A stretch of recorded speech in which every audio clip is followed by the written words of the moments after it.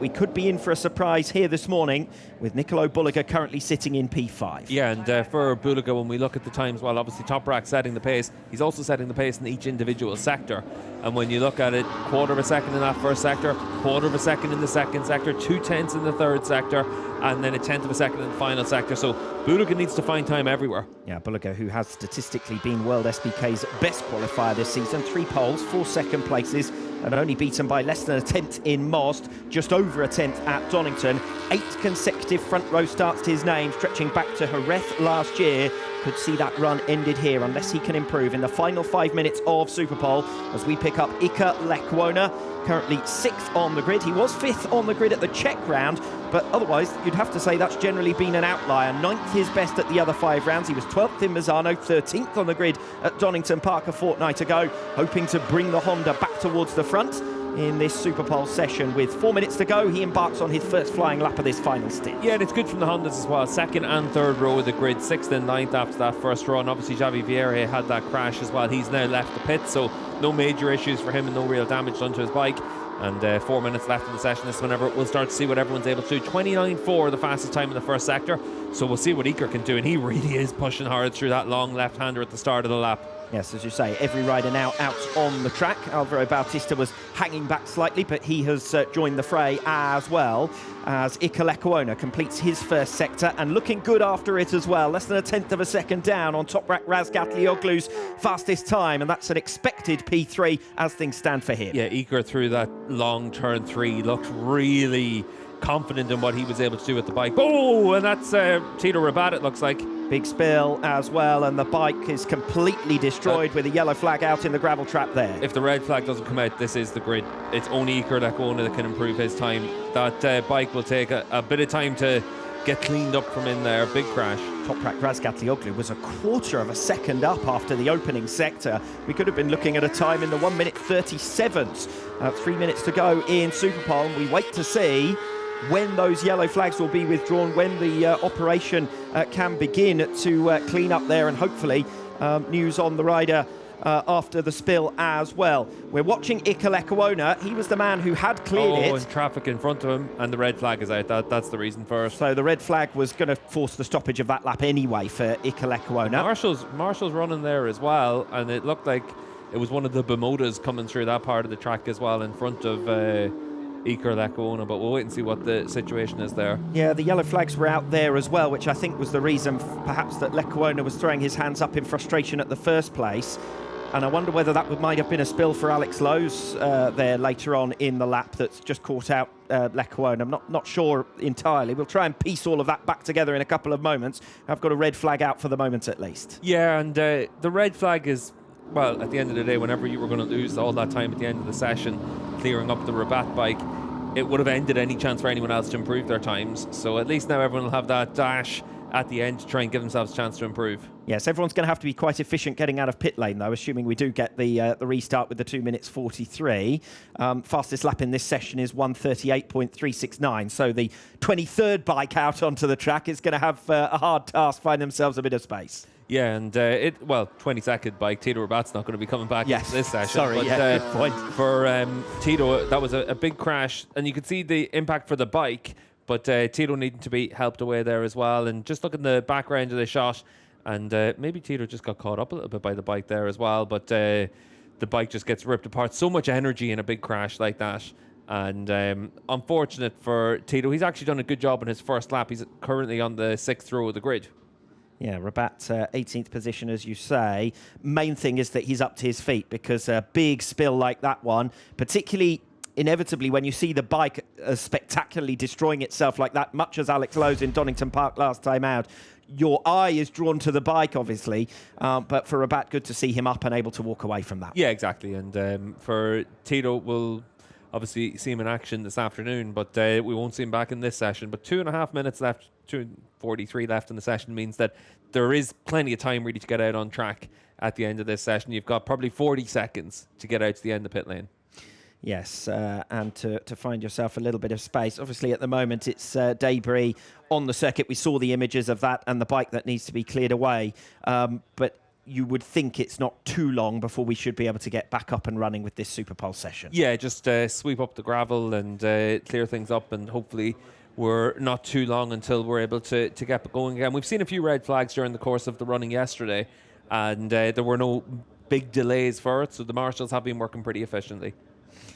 Yes, news as soon as we've got it. Obviously, we'll expect Tito Rabat now to go to the medical centre for a checkup after what was a big spill there for him. Does manage to get back up to his feet and make his way away from the track. And here is the track cleaning operation that's being undertaken. That's obviously where the bike has destroyed itself, basically, in the gravel trap that's flicked a load of gravel up onto the circuit as well. So that's got to be cleared for safe conditions to enable us to resume.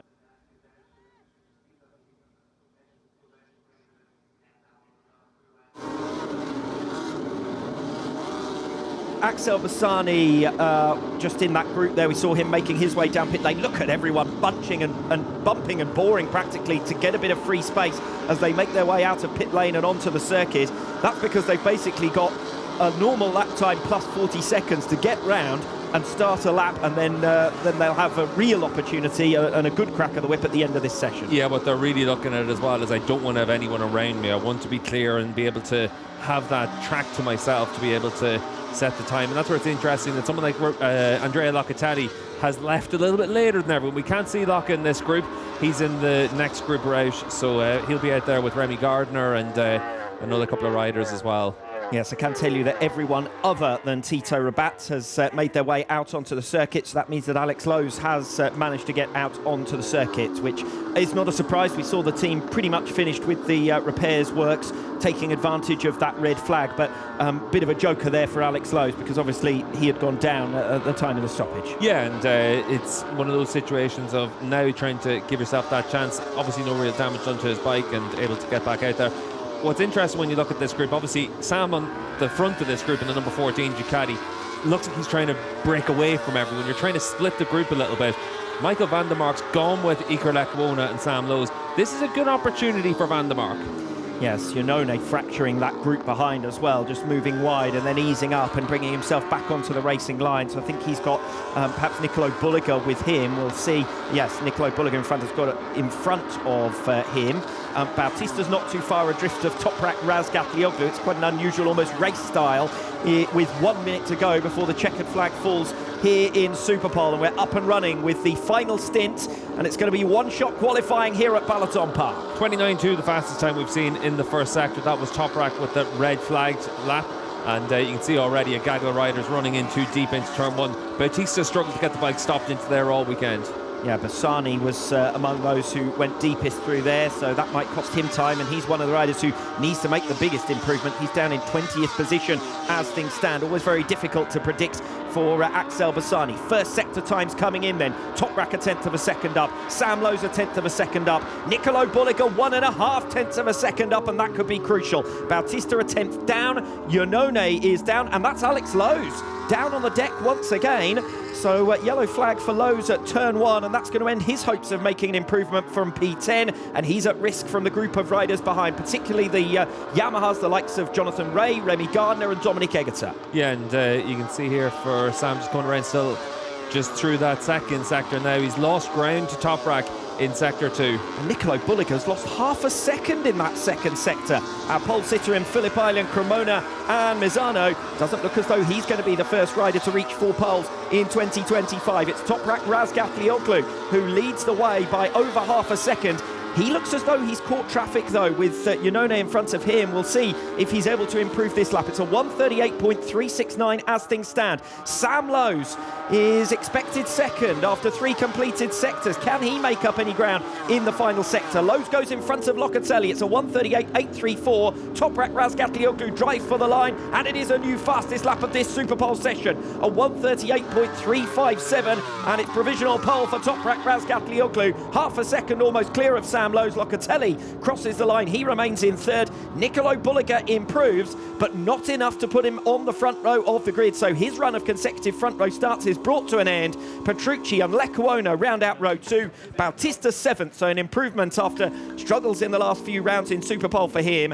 Iannone and Vierge completing row 3. Jonathan Ray improves his time but remains in P10. Remy Gardner up to 11th on that final lap. Good enough to pip Alex Lowe. So Lowe's pair of crashes drop him down to 12th, but the damage could obviously have been worse than that. Yeah, and that'd be a shame for Alex, obviously his teammate as well, Axel Bassani down there on 20th position as well. So tough session for the Momodas. We can see the Hondas in the middle of this group as well, and a good session for the Hondas. Team HRC has Iker Lekuona on the second row of the grid, Javi Vieira on the third row of the grid.